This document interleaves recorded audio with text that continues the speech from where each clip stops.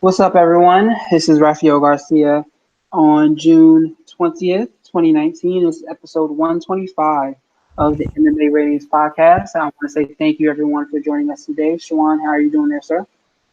I'm doing fine after a week off. It's probably best I wasn't on the show last week. Like I texted you, I would have been unbearable. So it's probably best for the fans not to hear that version of Schwan. Yeah, man, you have no shame in your game. I'm not mad at that, and it's definitely good that you weren't on the show because you would have had a lot to say about just about everything that went down last weekend. Yeah. I was killing people on Twitter all night long. So I just can imagine once I was too excited. I was like, the show's coming up. I was just thinking of how I was gonna just go on these legendary rants, and I was like, you know what, I just don't need to do this. I'm not in the I, right space for this show. I've been telling myself lately, sometimes, I've been wanting to tweet out some things and say some things, but I like, you know what, sometimes it's good not to hit the send button. It's just good Yeah. to say, you know what, I'm not going to hit the send button on this one. I'm going to go ahead and delete this tweet. It's a good practice every now and then. A lot of celebrities and politicians need to follow that practice. It's hard. I'm telling you, it's hard sometimes, but every now and then you have to be like, you know what, I'm going to go ahead and sit this one out. It's the trick of social media. It makes you think like, oh, I'm just talking to my friends, I'm just expressing my thoughts, but you're expressing it to millions of people, and that's the thing people Millions of forget when they people. do this.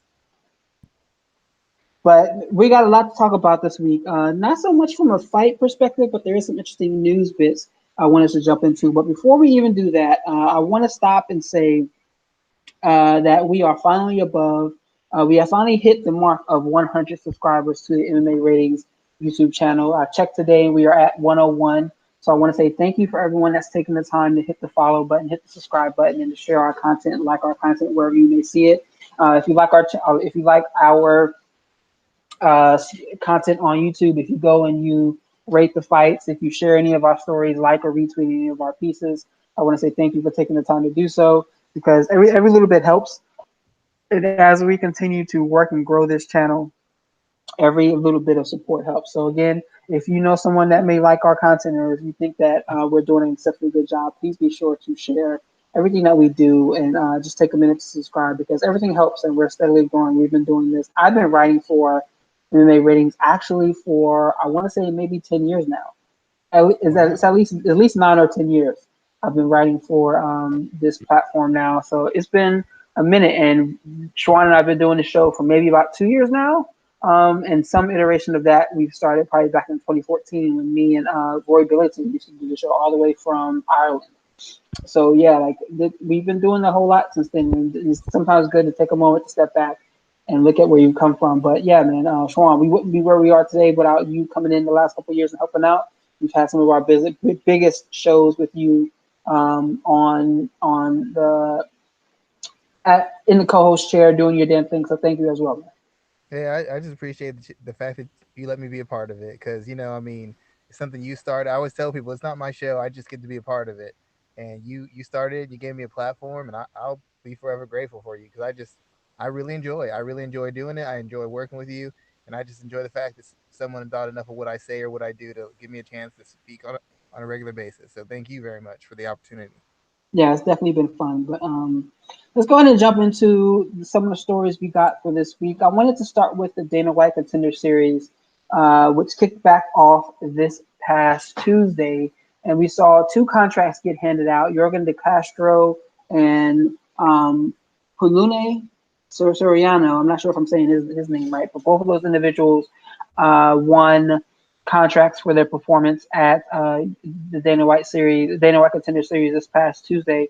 But the big story probably coming out of this is the fact that Brendan Lonahue did not win a contract as he came into that showcase with a 17-3 professional record, and he defeated Bill Algeo, who had a 12-4 record. So these are two guys who have the types of records of fighters that you would already see within the UFC. And it's probably the most interesting conversation coming out of this was Dana White's comments talking about how Brendan and the fact that he was winning that fight was going through a very tough scrap. The fact that he shot for a takedown with 10 seconds left is basically what disqualified him from getting the contract. And there's a lot to unpack there because you have to really look at this conversation. And you have to look at this conversation in a couple of different ways because you have to look at it as what is the goal of the Contender Series, but also what is in the best interest of these fighters here. And Schwan, I want to start with you kind of before I jump in. What were your thoughts about Dana White's comments overall? Well, to me, this is just a continuation of the whole thing with the, how we have the fight bonuses, fight of the night, finish of the night, whatever.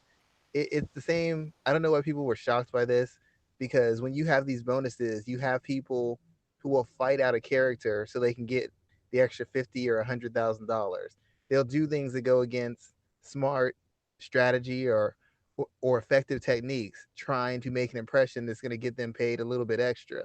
And this is just an extension of that. Dana's not thinking about what's best for the fighters. He's thinking about what's best for my company. What's best for his company isn't someone going for a takedown late in the fight or whether they're winning or losing it. What's best for his company is a guy who's dominating a fight, goes in for a finish, either gets a finish or gets spectacularly finished himself. That shows up on ESPN, on Fox Network. That's what everybody's talking about. Those last second KOs, those guys who finished the fight even though they were in total control. That's what he wants. He wants those storylines. He wants that excitement. And the thing about it, the thing that this discussion does is it hurts the argument that mixed martial arts, or at least the UFC as a sport, because it's clear that he's not going for most skillful, most intelligent, most disciplined. He wants the most exciting. He wants the most violent. And those two things aren't don't necessarily go in hand with qualifying yourself as a sportsman or being the best in the world. But it's never been about that. It's about selling, making an angle, and selling a product. So this is great for the UFC guys who will go to the finish or risk their wins to put on a show, but it's bad for the fighters. And any fighter I've worked with, I never tell them to put on a show. Get a win, we'll put on a show next time. It's all about winning. You win enough, they will get to you. You lose enough, they're going to cut you, no matter how exciting you are. But Dana keeps fooling these fighters into thinking they need to do something that they shouldn't be doing just to get on his good side. But if you lose enough fights, it doesn't matter you're on his good side or not. He will leave you behind, and it's been shown time and time throughout the history of the UFC. So I wanted to. There's a couple of different things that came to mind as I watched Dana White's rant against Brendan on Tuesday, and the first one is you have to wonder what is a priority to him. Obviously, it's putting on great fights. Obviously, like so, I want to take a step back from that actually, because this show it isn't the pathway for fighters looking to fight who respect MMA as a sport. And what I mean by that is Brendan knew he was up, he knew he was winning that fight. He had suffered damage. He had a broken nose at that point. So he wanted to make sure he won and he wanted to secure the victory. That's why he shot Schwan. You're Schwan, stop moving, please, please. Um, and Brendan knew that he was winning the fight, so he wanted to do what he needed to do to secure the victory, which is what he did in going for that takedown there. This is not the avenue for fighters with high fight IQ, meaning the Contender Series or even the Ultimate Fighter anymore. You have to be someone who is gregarious, someone who's going to draw eyeballs, someone who's going to draw attention. If you're a smart strategist going in there fighting the right kind of battles, you're not going to get picked up in the same in the same way because this isn't that space for you. There were a number of men and women, even on that card, who could have gotten a UFC contract, and a lot of them were overlooked for the wrong reasons. Hell, we got Greg Hardy in the UFC simply because he is a name that's going to draw attention. He had no business being brought within the UFC from a contract basis, but we know why he got in. And we also know why Brendan did not get in. So he isn't the type of fighter that the UFC is looking for in this avenue. If they need someone for a last minute replacement, I'm sure that he's the type of guy that they would pick up the phone and call. But he has to really take a step back and decide if that's what he wants to do, if that's what's best for his career. And what's interesting is you're seeing something similar happen in professional wrestling right now, where a lot of wrestlers are looking at their stake, looking at their career, looking at their status as independent contractors and saying, I understand that WWE is the biggest name in the game, but that may not be the right avenue for me to reach my goals. Maybe I need to go over here to AEW. Maybe I need to go to a Japan. Maybe I need to go to an Impact Wrestling or a Ring of Honor to build my name and get money a different way. rather than going directly to the WWE and being put in a situation where I don't want to be in. The same thing could be said for UFC fighters. Maybe they go to a Bellator, go to a LFA, go to a One Championship or a Ryzen, do something a little bit different, fight a little bit differently under their own terms, and kind of build themselves in a way that's different than jumping directly to the UFC and being put into a box that they may not want to be in. This is a stark example of that, and I hope that more men and women who are fighting MMA on the regional circuit or fighting in these other organizations look at this and say, hey, I don't have to look to the UFC as the end all be all. Yeah, I would agree. It's like we always say, though. I mean, the UFC is going to be around for the next 20 years. Most of these people who are fighting won't be fighting on the big stage for more than maybe the next 2 to 4. You can't afford to treat it like it's a game or treat it like it's a video game or get caught up in the hype of putting on a show and fighting for the UFC. You have to think of it like it's a professional sport with a limited amount of years where you can perform, a limited amount of years where you can make peak money, and a limited amount of years you can involve yourself in it before you experience diminishing returns as far as your health and your mental faculties. I mean, football players think about this, basketball players think about this, Major League Baseball players think about this. If MMA is supposed to be a professional sport, why are the fighters not thinking about this? I understand the 3 letters. I get it. I get the power Dana holds and getting on his good side, but what does getting on his good side really do for you? There's a lot of guys who he said he liked the way they fight. They're not millionaires. They don't have private jets. They don't even make $100,000 a year. It all comes down to results, and you have to be able to willing to play the long game. You can't sell yourself out for something that doesn't pay this much, really doesn't cover you at all. It only has a limited amount of opportunities. There's only it's not just like in football, you could be a good player and still make good money. Maybe not a star. Basketball, good player, not a star. To really make money in mixed martial arts, you have to be either a great fighter or you have to be a great star. And most people aren't going to be stars in this sport. So you have to start thinking long term. Look for other avenues or make sure you're fighting in a manner that's going to guarantee that minimizes the damage and gets you to win. Because the fans can cheer and they can do all that stuff. But once you get cut, you get cut. And there's been exciting guys get cut, just like there's been boring guys get cut. You have to do what's best for your interests, your finances, and your family. You can't keep trying to impress somebody and sending yourself into a tizzy every time it doesn't work the way you thought it should. This isn't new by the UFC. They've done this for years. Think about the guy who was on the Contender Series, the heavyweight. He had an spectacular knockout. What was his reward? He didn't get a contract. He got put on the Ultimate Fighter. It just makes no sense. So you these guys have to start being a little bit more selfish and think about what's in the best interest of their family and their futures, not just what'll help the UFC. The UFC is going to be fine with or without you. You need to make sure you're just as ruthless when you're thinking of yourself.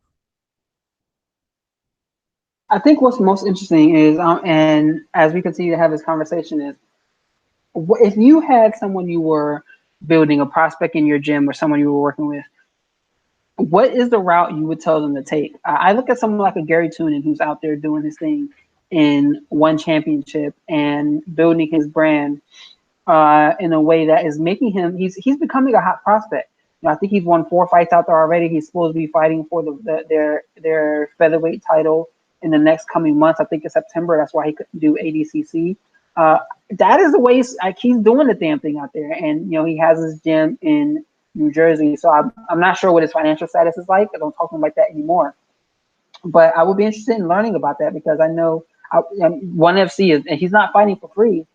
He's not doing seminars for free. He's not running his gym for free. So I wonder what his status is like, and if you compare him to someone like a Ryan Hall, who has been in the UFC for a number of years now. I think they fought the same amount of times over a span of years. I wonder what their payouts are like. So if you had a fighter who was coming up in the rankings, someone who was considered a prospect, what would you tell them to do? Do you tell them to sit out and wait for the UFC or jump at the first opportunity, or do you tell them to look at other avenues to help build their career? The first thing I'm always gonna tell the route I'm always going on is learning how to fight intelligently, learning fundamentals, and learning how to actually protect yourself. Not beat someone up, protect yourself. Because regardless whether it's a short notice fight, it's a contenders fight, or it's an actual I had a whole training camp UFC fight, knowing how to fight the right way, being trained the right way, being prepared and disciplined the right way is gonna always keep down injuries enhance your chances of winning, and even if you lose, make sure you don't lose a certain, because there's losing a fight in the UFC and then there's losing a fight. You know the difference. You've been around fighters. There's guys who've lost split decisions and guys who've gotten beaten half to death. There's a difference, and fighters need to know that. As far as the opportunities, it depends on where the fighter's at. What happens is, and I can tell you this, I can't tell you names, but I can tell you this. I've worked with camps that have had fighters that were on the UFC's radar. And these guys are trying to push their fighter into the UFC, even though he's not ready, because they know that if they have a UFC fighter, that'll up the money they get paid. That'll give them a chance to, speak to magazines, speak to ESPN. If their fighter goes on win streak, that ups their brand, and it also will bring in casuals from around their area who are going to want to fight at the gym that the UFC fighters go to. All the hobbyists go there. Oh, you can spar with a UFC fighter. You can sit in a class with a UFC fighter. So they push fighters in a manner that they're not ready for, because they're trying to get their camp, their coaching style, their name out there, and they sacrifice the fighter because they have another 25 fighters. That fighter's only got one career. So they'll sometimes sacrifice fighters. They won't admit it, but essentially that's what they're doing because the guy's not ready. Secondly, what they do is they don't build fighters correctly. There's a process to developing a fighter and how you train them and the fights you match them up with and the opponents in the different forms and the different events you fight them in. There's a process. They keep trying to skip steps because everybody wants to get the UFC or Bellator maybe because that's where the money is. But you can't skip steps because when you do, the fighter ultimately pays for that. That fighter fails, you get another fighter. Eventually, you'll hit the lottery, and you'll have a platform to operate on. But they're not doing what's in the best interest of the fighter. I would only want the fighter taking UFC fights, depending on who the opponent is, depending on that fighter's skill set, and developing, depending on how many of the holes that fighter had at the beginning, how many of them been addressed, how much experience have I gotten this fighter. I'm not just putting you out there just for the sake that you can say you fought in the UFC. What if you get fought in the UFC and get knocked out brutally in one round? Is that something to be brag about? Is that something to be proud of? No. You have to do it correctly, but too many people are skipping steps because they think the UFC is some kind of solution to their problems or an opportunity to build their brand off the fighter. So it's all about preparation and development so that when they get the opportunity, they can make the most of it. And win or lose, they don't take life altering or career altering damage. And I've had these conversations with fighters. I literally argued with a coach who his fighter was on the UFC's radar, and he had lost 4 fights in a row. He won 3 fights because he got back to using his jab. I told him you need to work on your jab, use your counters, and use your defense. His coach was telling him that's boring. The UFC won't pay for that. And I'm like, there's a good chance the UFC is not going to pick you anyways. You have to protect your chin. You have to protect your durability. You have to protect the talent you have. And getting in wars every other fight is not going to do that. It's not going to extend your career. But his own coach was telling him, don't use a jab, don't counter people, don't use your footwork. And he had great footwork and a great jab and great defense. But he wanted him in firefights. How long are you going to last? Not everybody can be Justin Gaethje. So he's trying to get this guy in firefights on the regional level. He's going to fight the same way at the higher level, and he's going to get blown out as a result of it. But that's what his professional paid coach is telling him to do. That's like irresponsible. So the last question I want to ask in reference to this before we move on to another topic is, what should we expect of the Dana White Contender Series now? Is this a situation where we aren't looking for the best prospects, or we're not looking for the right type of prospects? We're looking for men and women that are wanting to come out there and sling fisticuffs until their heads get knocked off. What should we be expecting from this show going forward? Because we just kicked off this year's season. Well, there's a part of me who thinks that Dana might have just said this just to get more publicity. Like even though it fits in his narrative, by saying this, how much extra publicity has he gotten from all the MMA outlets and the non MMA outlets as a result of this? Everybody's talking about it. We're talking about it. All the other shows are talking about it. Fighters are talking about it. Casuals are talking about it. Hardcores are talking about it. So he's done his show a great service now, because now nobody knows. When we watch fights now, we're even more invested now. That guy was knocking. Oh, she's close to knocking her out. Oh, she got a takedown. Oh my God, she just cost herself a contract. Now we're emotionally involved. So there's a part of me that thinks he did this on purpose. But really, what this show is for, it's like the Ultimate Fighter without the unnecessary drama and with better athletes and better skilled fighters. Because at a certain point, the Ultimate Fighter had the best prospects, and then it started just getting characters and personalities. The Contender Series, you don't really get to show much of your personality unless you're a certain caliber of fighter. So you're getting better fights. You're getting young, hungry fighters who want it, and you're getting to see some guys who, even if they don't make it on the show, or guys who can build a fan base because they've been on the show now. And now people on the regional circuit might come out to see him because they think they're close to being a UFC fighter. So what you're gonna get what you expect to get out of it. Good fights, young, hungry fighters with people who have the athletic ability and technical skill to possibly be in the UFC. If you're looking for anything else like fairness or I don't know, a good luck story or something like that, you're at the wrong forum. This is strictly a show for people who want to see violence at the highest level between people who want that UFC contract. So you're supposed to get violence at the highest level because they're hungry, and that's what it's here for. It's here to satiate that need where you don't have the spoiled stars, but you also don't have a bunch of people who are characters trying to fit a role so they can get TV time. Okay, good thoughts there, sir. Good thoughts. Let's move on to another, I guess, conversation point that's what's the word? Linked to the story as well with UFC Apex, where the UFC announced that they are opening up a 130 square foot facility in Las Vegas. It's near their main base in the city. 50,000 of it is converted to production space. 70,000 for office space. And this is a quote from Dana White. The facility gives us the flexibility to try new things and push the envelope on producing and distributing combat sports all over the world. We are limited only by my imagination. My imagination. When you think of where we started and where we are now, it's pretty incredible, but we haven't even scratched the surface of how big this will become. Craig Borasley, who's the UFC executive vice president of production, he also said with UFC Apex, we're future proofing the way we produce and distribute our content. The combination of the state of the art technology with this enormous, high configurable arena space gives us the opportunity to host other live events beyond combat sports. UFC Apex allows us to branch. UFC Apex allows us to branch out in creating other forms of in-demand sports and entertainment content uh, anywhere in the world. Anywhere in the world. Schwan, you there? Yes, sir. Okay, so in looking at this piece here, it's there's a lot to unpack about this now. You have UFC Apex, which is a 130 square foot facility, which is clearly going to help boost the way that organization does business. I mean, they're going to be able to host sporting events, concerts, stage shows, esports events, a whole bunch of different types of events in their facility there. My first thought in listening and reading about this press release and reading about this or listening to the press conference about it and reading the information about UFC Apex is a, where did the money come from this, and how will it benefit the fighters? Because we know what the fighter salaries are. We know that this is a constant conversation about fighters not getting paid enough, and the UFC taking more and more of the revenue share. Now we have another. Not only do we have the Performance Institute, which was meant to help fighters in a backwards way, I believe it's something more. And I tweeted out about that with Trent earlier this week. But this is another growth opportunity for the UFC that doesn't benefit the fighters long term, because the UFC still has the ability to say which fighters will be featured in its production center and which ones will not.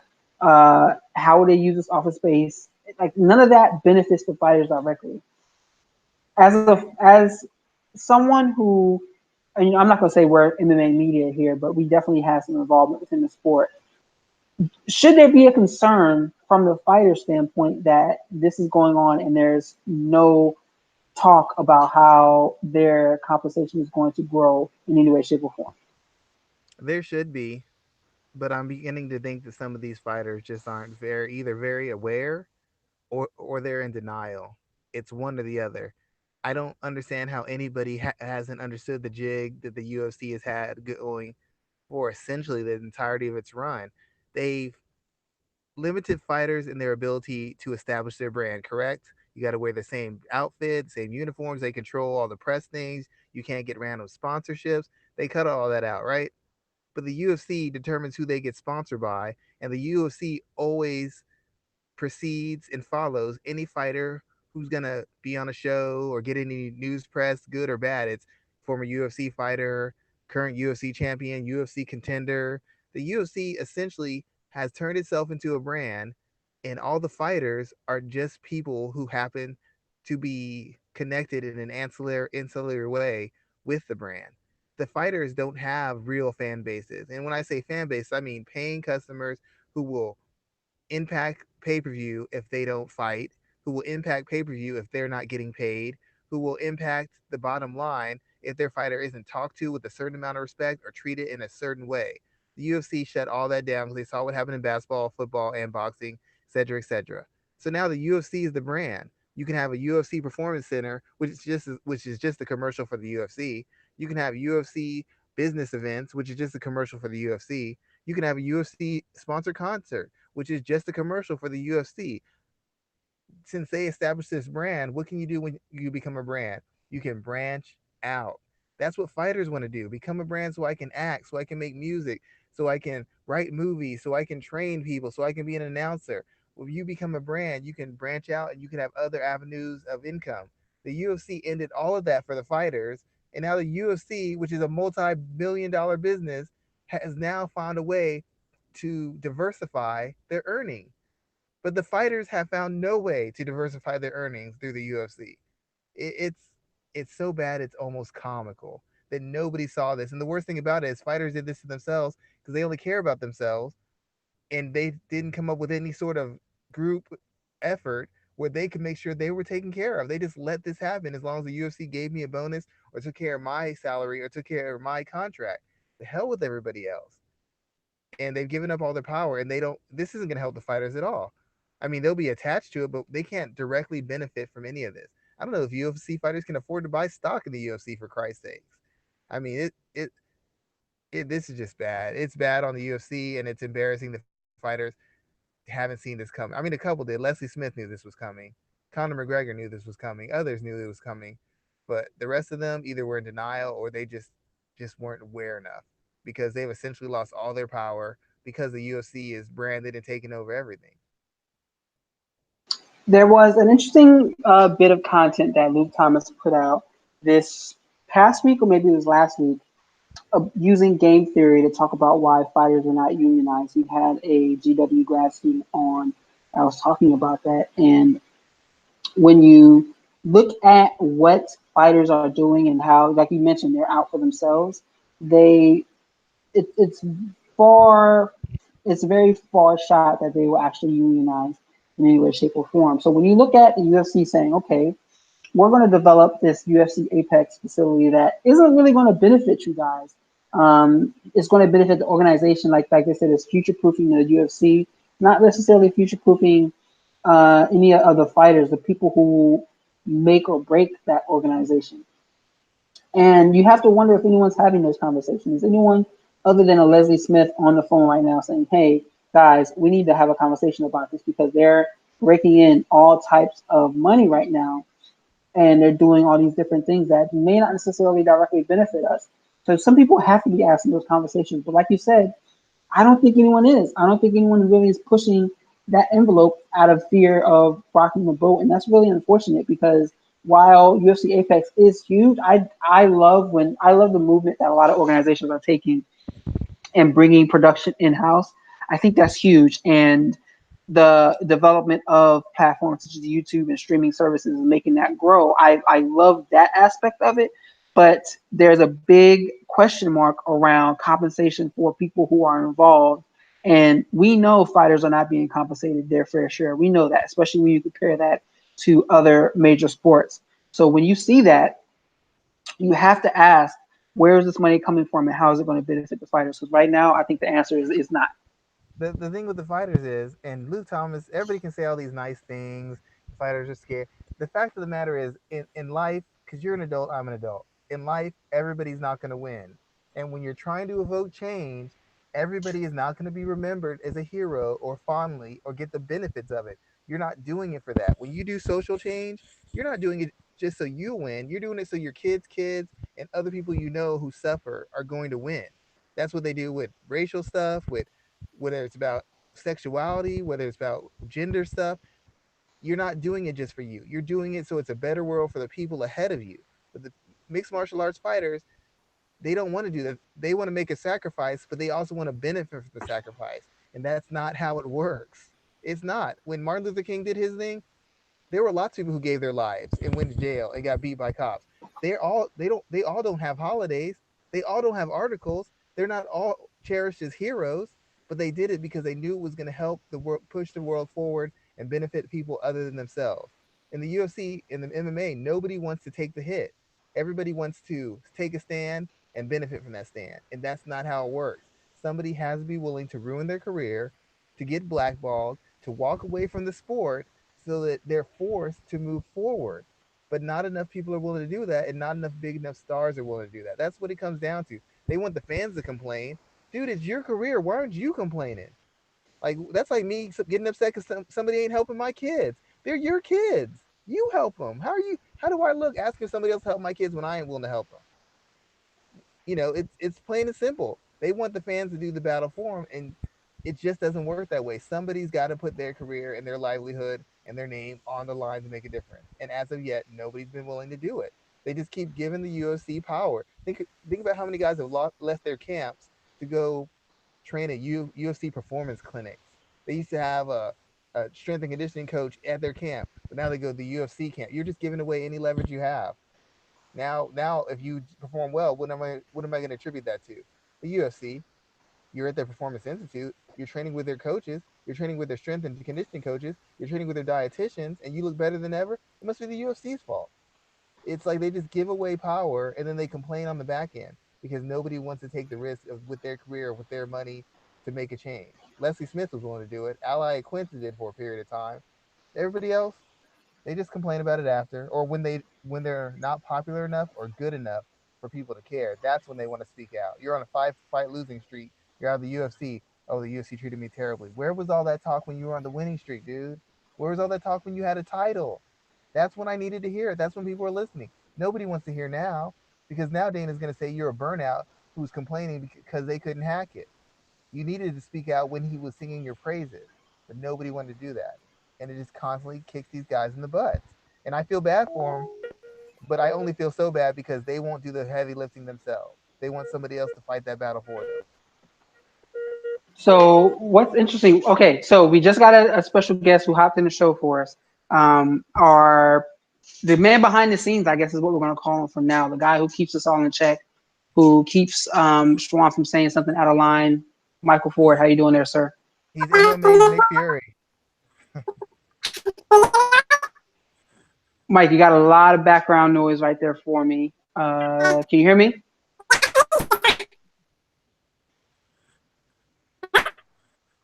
All right, let's try this again. Let's try this again. All right, so I'm going to mute him for right now until he can get his sound together over there. But Schwan, we're going to keep the story moving because there's one other story that's linked to this UFC Apex development, and that's UFC and boxing. Or Zuffa boxing, I guess we should call it, because we continue to hear news about this growing. And Dana White was also asked about this recently, I think over during that same press conference. And it seems like this is getting closer. According to Dana White, we're going to see some movement on this development later on this year after the summer, which is like, summer starts tomorrow, so we're right there.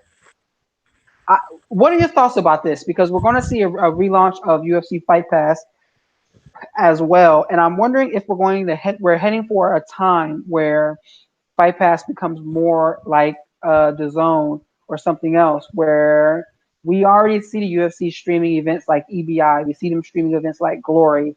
They streamed a couple of Roy Jones boxing fights. Do you think we're heading to a situation where Fight Pass becomes a platform where bigger boxing events are streamed? And what does that mean for some of the bigger name fighters in the industry? First of all, I could have sworn this seems like something where the UFC is related and they're yet adding another stream of income to themselves. Wow. Okay. Now we know where it's at. Um, the only thing I know for sure is going to happen with this boxing thing is the MMA fighters are going to be real angry when they see the paychecks that the UFC is going to shell out for boxers, and they're going to say, "Why did I get in this ridiculous sport when these guys who are got 15 fights and haven't beat anybody are getting paid two, three, and four times more than I am?" That's going to happen because the UFC can't come into boxing and dictate salary. These guys aren't going to be fighting for 5-5, 8-5. Nobody's doing that. That ain't happening. So the UFC is going to have to pay, and their fighters are going to watch these boxers come in and get paid more right off the bat than they've made at the peak of their careers. And it is going to be hilarious how angry some of these guys are going to be when they see the paychecks these guys are getting cut. As far as the streaming, it's a smart move. I mean, pay per view is really hard to make money off of unless you have big stars, Manny Pacquiao, Canelo. Most guys can't sell pay per view. The best fighters in the world, Terrence Crawford can't sell pay per view. Errol Spence was on a pay per view that sold 300,000. That's not because of Errol Spence. Nobody cares about Errol Spence. As good a fighter as he was fighting a popular, undefeated Mexican fighter. That's why he sold. So with these streaming things, you can get people to sign on for your product, your your content, and you don't have to bear some of the burdens of the pay-per-view model. The only thing is you have to maintain a certain amount of customers and you have to constantly bring in customers, get people to re-up with you to balance out how much money you're going to have to spend to bring in people who move the needle enough for you to draw interest. You know, you want to bring in like ESPN brought in Tyson Fury. He costs a lot of money. So, but he's got a great personality and charisma, so he balances that out. Canelo, they brought him into the zone, but Canelo's had to take some fights that he probably wouldn't have taken right off the bat because he as popular as he is, people want to see him in tough fights. So he can only get so many soft fights or maintenance fights because we have subscribers and they're not going to keep on showing up if you keep on fighting Rocky Fielding. You got to give us a name. You got to give us what we want. You got to give us tough matchups. That's why he fought Danny Jacobs. That's most likely why he's going to fight Golovkin again because that's what fans want to see, and they need subscribers. And the only way they can get them and keep them is if they give them what they want. So in one instance, it's great because it'll get the fights we want. It'll get good matchups. Another instance, it gets the fighters paid because they'll be getting paid up front. But for the mixed martial artists, this is bad. I don't think it works for them at all, and I think they're on the back end of this, and it's just gonna suck for them. Yeah, I thought the same thing.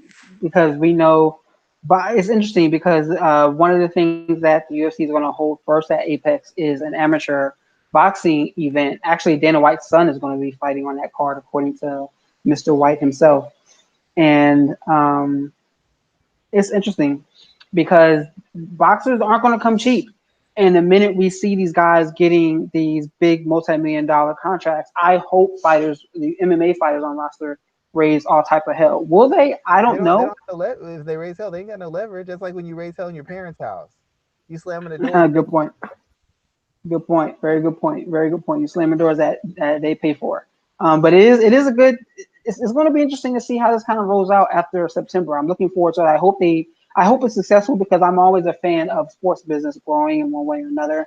So let's see how it kind of goes. But I think it's going to raise some interesting conversations around how the UFC is doing business.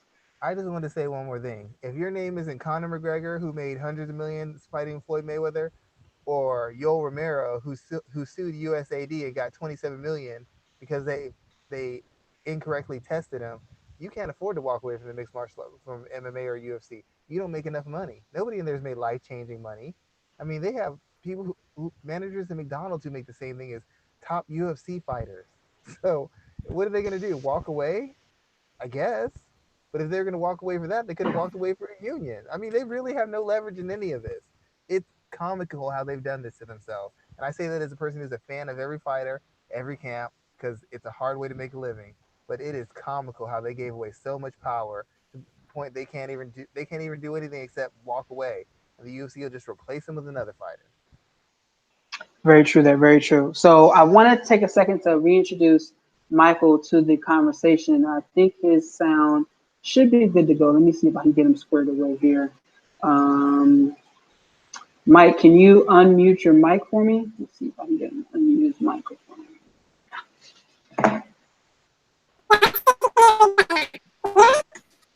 Am I the only person that's hearing that? No, you are not. That I hear too. Mike, you there?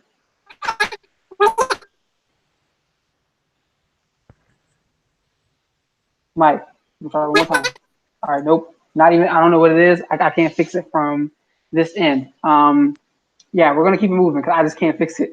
So let's talk about some fight previews for this weekend. We have three fights really interest me across two events. We have Bellator London and UFC Greenville, which is going on this weekend, and it's pretty interesting because a lot of these events don't jump off the card to me, but three fights really stood out. The first is Gegard Mousasi versus Rafael Lovato Jr. And the reason why this is important to me because Rafael Lovato is known as one of the greatest American black belts of all time.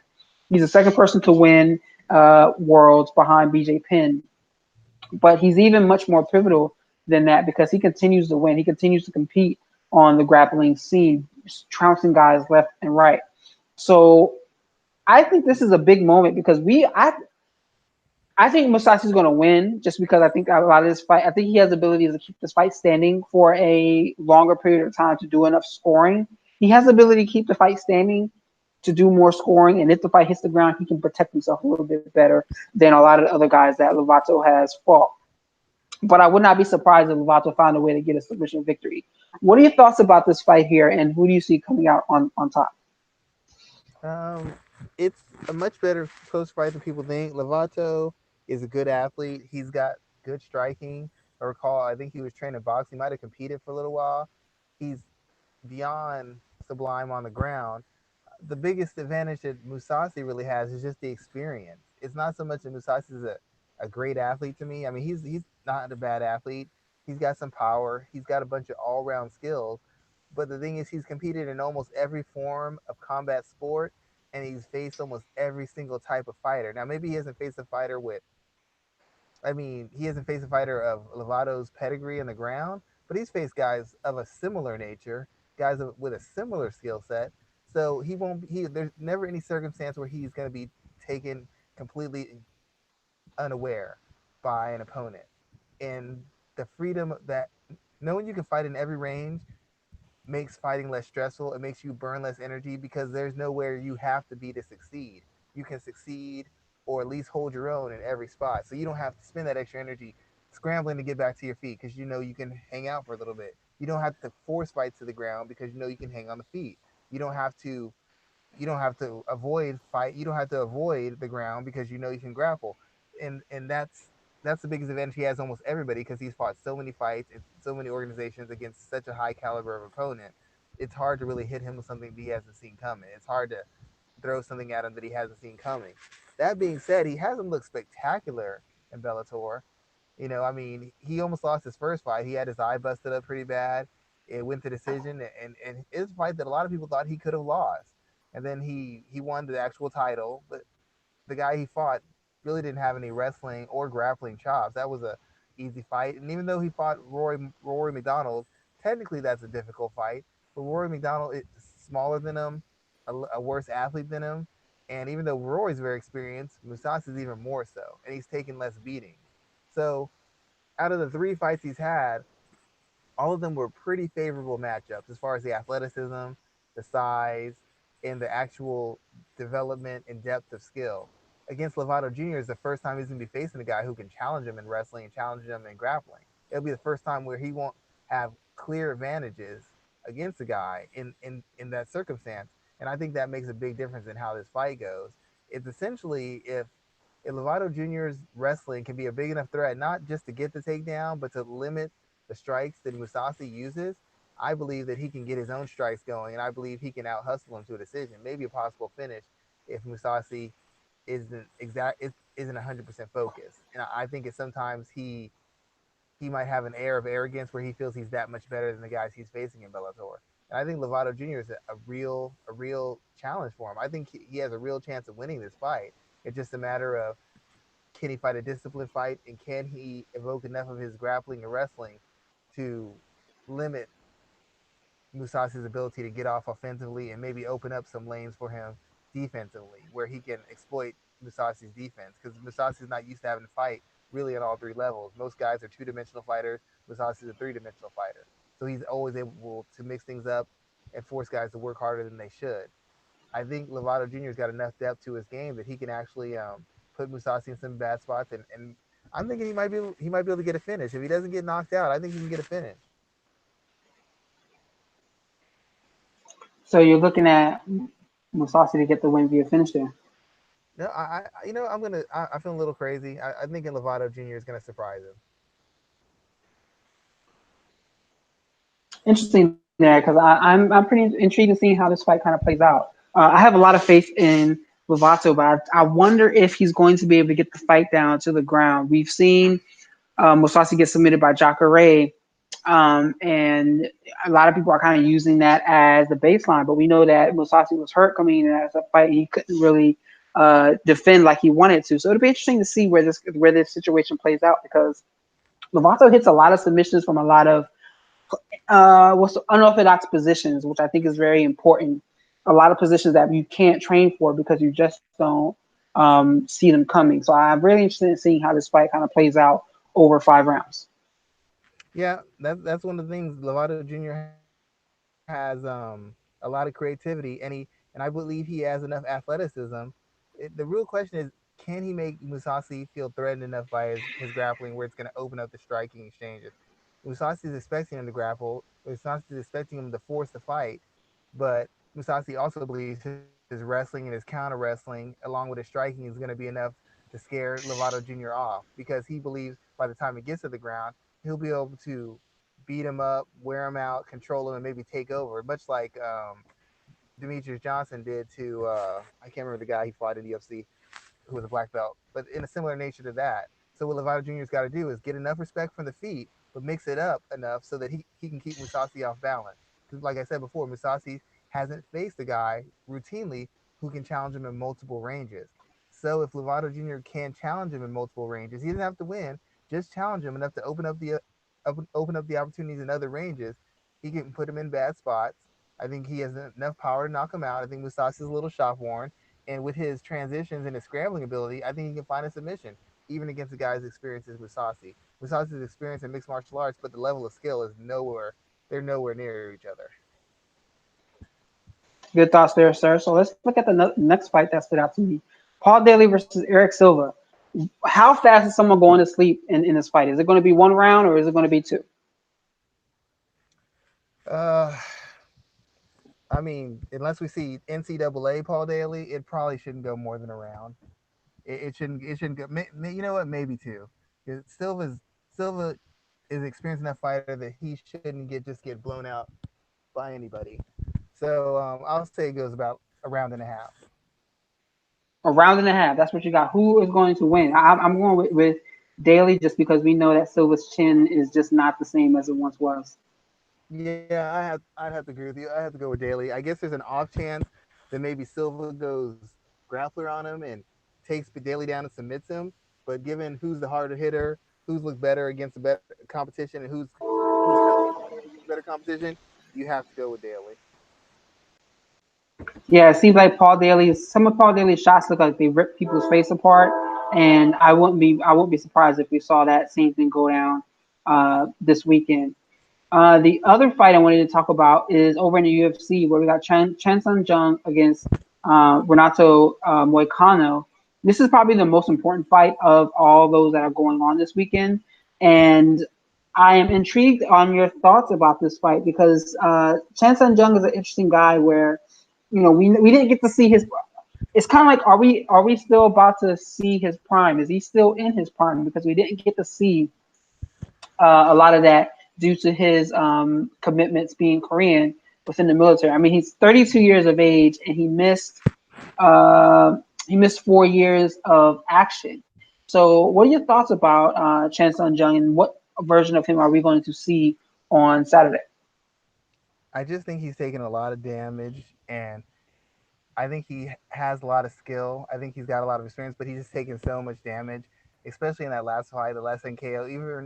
Even though he got KO, the damage he took in that fight, it makes me question how much more he has left in him because he hasn't really had any easy fights. There's no fights where he's just blown through a guy and submitted him, knocked out a guy easily. It's always been a struggle. And now he's facing another guy who could finish him, another guy who's durable, another guy who likes to fight at a certain pace and has a skill set that's going to require him to take something to get some. And my concern is that he leans heavily on his ability to force a pace and to take a lot of abuse. I don't know how much he can lean on that anymore, given the wars he's been through, the injuries, the time off, and the various other things that have happened in his career. So this should be a good fight while it lasts. But if his chin is 10% less than what it used to be, he's not going to be the fighter. He's not going to be able to fight at the level that he's been fighting at for the past 2, 3, 4 years.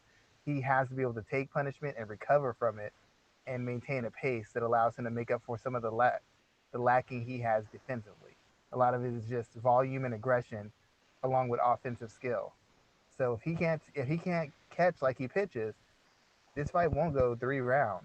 Even though Moicano is not the kind of guy who's a knockout kind of puncher or knockout striker or a finisher of any sort, not really.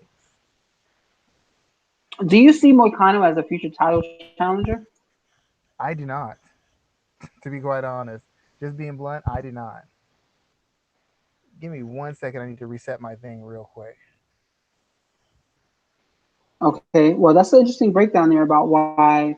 I'm going to look for more as to why he doesn't see Moicano there as a title challenger. That's probably a conversation we'll have on future shows because a lot of people are really kind of pinning him as someone who could eventually challenge for that featherweight crown.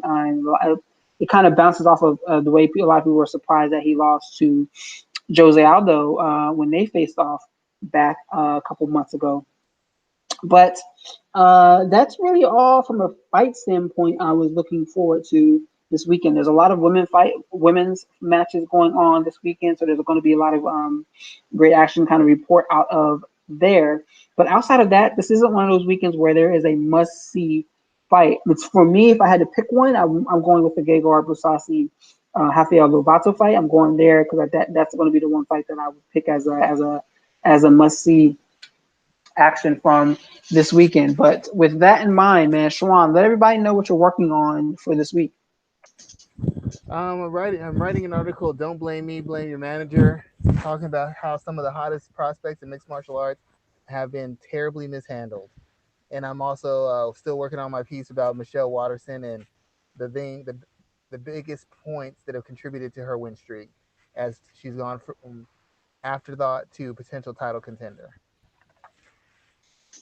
True, true. I'm looking forward to that piece because we've had a lot of talks about Michelle Watterson. I think while I do not think she'll become champion, I think it'll be interesting to see her finally get that opportunity if it ever does come. I think she has to play this role out right because I don't think she wants to take another fight before getting a title shot because if she gets placed in there with someone like Joanna Jacek or a Rose Namajunas looking for a rebound fight or something like that, I think that's just not the fight that she wants to take She is the right most now. She needs. beatable top four fighter in mixed martial arts. You said the most beatable top four fighter. She's not even top Yeah. four. She's number 7. Oh, okay. Well, she's the most beatable top 10. And why would I'm you going to want a argue title? that. I mean, she's fighting the wrong weight class. If she's a weight class down, she might be a dominant champion, but not in this weight class. There's a lot of girls who can beat her, and she's just been managed to not fight those girls. Somehow she's avoided all those girls. She took the Khabib Nurmagomedov route to the title to contendership because he didn't fight anybody before he got to his top ranking either. Yeah, she's ranked number 7 in the division right now, They and talked the about her reason like she's ranked number 3. that I mean, well, when you look at the division though, Rose Namajunas she just dropped the title and she said she doesn't want to return yet. Tatiana Suarez, she's having neck issues that may be more serious than we want to talk about. Nina Ansaroff, she's coming off that loss. Joanna Jacek is the only one that's there that doesn't have a fight. Claudia Gadelia has a fight coming up. Then there's Weili Zhang, who just got the title shot. Next up is uh, Michelle Watterson. Tisha Torres has a fight coming up. Cynthia Calvillo has a fight coming up, and I think Carla Esparza does not. But that's the top 10. If anything, if they could get her against Carla Esparza, I would take that fight if I was her. Anyone else out of this group, maybe a Claudia Gadelia, she can outwork over 3 rounds. Anyone else out this group, I don't think she should fight. Yeah, I'd probably agree with that. Esparza would be a dangerous fight for her though. Yeah, Most I definitely. mean that's the most winnable outside of that Claudia Gadelia fight. That's the most winnable out of that group. Yeah, but Maybe even if Gadelia's if tough she, for a round and a half. Gadelia's very yeah, tough for a round and a half. I mean, even if she fought like a Cynthia Calvillo, maybe she can outsmart and outpoint her over 3 rounds. Yeah, Michelle's just in a bad spot where she's a big name. She gets a lot of publicity, a lot of opportunities. She's on a win streak, and she's just good enough to beat a certain caliber fighter, but she's vulnerable to everybody. All her wins haven't been dominant. She could have lost any one of those fights. So she's got to tread very carefully if she wants to stay in title contention because she's with her given the lack of size and power she has, everybody she faces is dangerous. You saw how she reacts when Rose hit her. That's not the normal reaction of a girl at that weight class. I know Rose hits hard. Rose don't hit that hard. Yeah, I mean, well, we've seen what she's been able to do, but I am working on a lot of content from a professional wrestling and MMA standpoint. I'm trying to get more content out there. So I was actually scheduled to do an interview today with a prospect in MMA, but I have not heard back from him. So I'm not sure if that's going to go down today. But expect more interviews on this show. Expect more content. I'm going to be doing a wrestling podcast tomorrow and on Sunday to recap a pay per view this weekend. So yeah, just keep your eye on MMA Ratings.net where you will see all of our channel, all of our content each and every week. And as always, guys, we thank you for your continued support. Except resting. That's the norm. That's what he's telling you, fan. I will be doing everything except sitting down and relaxing. That's what he's telling you. That's his Raphael speak for. I don't care. I don't give a damn about y'all's concerns. I'm gonna work anyway. Just to clarify for y'all. I mean, yeah, that's pretty much it. And it's funny because I took Friday off for my 9 to 5, and I'm probably going to be sitting here doing more work. I know I'm going to go lift in the morning. I almost volunteered to teach Nogi tomorrow night, and yeah, it is what it is. You the only guy who takes off work to work. Listen to yourself, man. You're right. Wait, before we end the show, I have to say one last thing. Please, I just need to get this off my chest. Aaron Pico's team has should be brought up on criminal charges for allowing him to sabotage his own career. I know he's a world class wrestler. I know he can box. I know he's a great athlete. You do not let an initial young rookie fighter determine the level of opponent they are going to face. I don't care that they want to face the best. I don't care that they think they can beat the best. Your job as a manager is to protect him, to develop him, and allow him the time to maximize his career, maximize his earning, and get into potential to have big fights and eventually, if get a title or at least contend for a title. His management team has failed completely in every single aspect of management. They brought him in too tough, and instead of taking a step back, they kept fighting him tough, and he's been getting knocked out left and right. And you went from a guy who's going to be an all-time great to a guy who might be the biggest bust in the history of mixed martial arts. That is a terrible job, and they should be ashamed of themselves. And I hope that everybody understands. I'm not bashing managers, but they get paid money for a reason. And if they're not doing their job, they shouldn't get paid.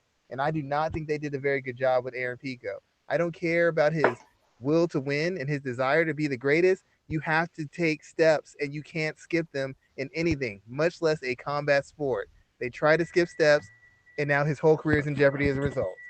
I Yeah, just needed to say I that. like that analogy about skipping steps because if you look at how Bubba Jenkins, Ed Ruth, Dylan Dennis, Neiman Gracie, Valerie Laterno, not Valerie, Valerie Lareda, so many different prospects were brought into Bellator and built up. Aaron Pico got none of that. He's fighting guys who, if Bellator had rankings, would probably be ranked within those divisions that he's out there getting smoked. Yep, and it's gotten to the point now. He's at the Gray Maynard point, and I like Gray Maynard, but by the time Gray Maynard started learning how to fight appropriately and fight with intelligence, his margin of error was gone. His chin was gone. He couldn't take abuse. So you'd see him fighting better technically than he ever had, but still getting knocked out. And that's what you saw with Aaron Pico. I was tweeting the fight. I said he's going for the takedowns. If he doesn't diversify it, he's gonna get knocked out. Half a second later, knocked out. He has no margin for error because he suffered brutal knockouts, and we don't know that he had a great chin before, but after two or three knockouts, you don't have a great chin anymore. So now mentally, you can't ever get anybody out of a fight because in the back of somebody's mind, they know if I can just if we're fighting and I know that if I can just hit you hard once, you'll go out. No matter how much you dominate me, you can never break me because I know that all it takes is one shot, literally one shot, and you're done. So you can't break someone mentally, and you have to change your whole approach to fighting because now you're trying to protect yourself from damage. Like this is, I'm not saying he can't be a good fighter. I'm not saying they can't turn it around, but the way they have handled him so far, they took a gold mine, they took a hit song, the best singer in the world, and they somehow fumbled the ball. They had a touchdown pass and they fumbled it in the Super Bowl in the end zone with 2 seconds left. That's what they've done with Aaron Pico. They basically threw the ball in the end zone when they should have run beast mode. That's what his management has done so far with him. And I'm rooting for him. I would like him to go well, but I hope every fighter sees how they handle this guy and they go the opposite way. You do not have to face the best right out of the box. Take your time, take your steps, move forward. It happens in everything. In jiu-jitsu, you don't go from white belt to purple belt, do you? No. Not unless if you buy it.